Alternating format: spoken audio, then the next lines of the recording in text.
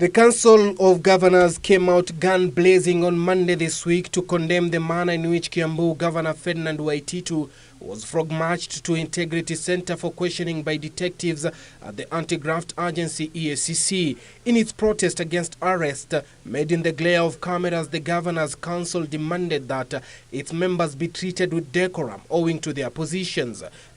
A governor can be summoned by DCI and he will appear, even with the anti-corruption. If I'm someone, I will appear and explain an issue instead of being rated and unfortunate things happening. Furthermore, where can a governor run to? This demand has, however, been vehemently rebuffed by the anti-graft watchdog. The Commission's Chief Executive Twalib Mbarak is adamant that the Eliud Obokala-led agency will pay no regard to the social status of persons linked to graft. That when you want to scare monkeys in a farm or baboons, you don't go for the small monkey, get the biggest one. Skin it alive, leave it. All the other monkeys will take off. They will never come to that farm.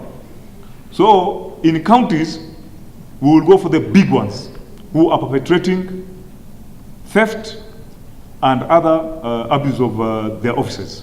He says suspects will be treated equally when they appear before the commission until they clear their names. A criminal suspect is a criminal suspect.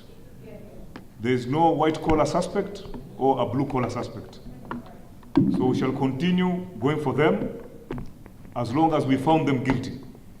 I mean, we found them suspicious of doing anything. And they will go to court, they'll defend themselves. But we are not here to give them special comfort.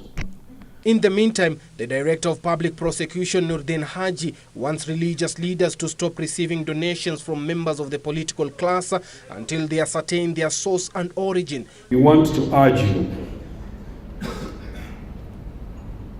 that as religious leaders and institutions, you must refuse to accept contributions that are of questionable origin. You have it within your power to create systems that can interrogate and ascertain the origin of donations and contributions, and if you need help, we are here. We can help. We are willing to work with you. The DPP says the clergymen should use their house of worship to enhance the ongoing efforts by government to deal a major blow to runaway corruption. You as religious leaders, if you accept, then what moral grounds do we have to tell them not to amass this ill-gotten wealth? So I urge, with a lot of humility and respect, that this issue is taken up vigorously and seriously.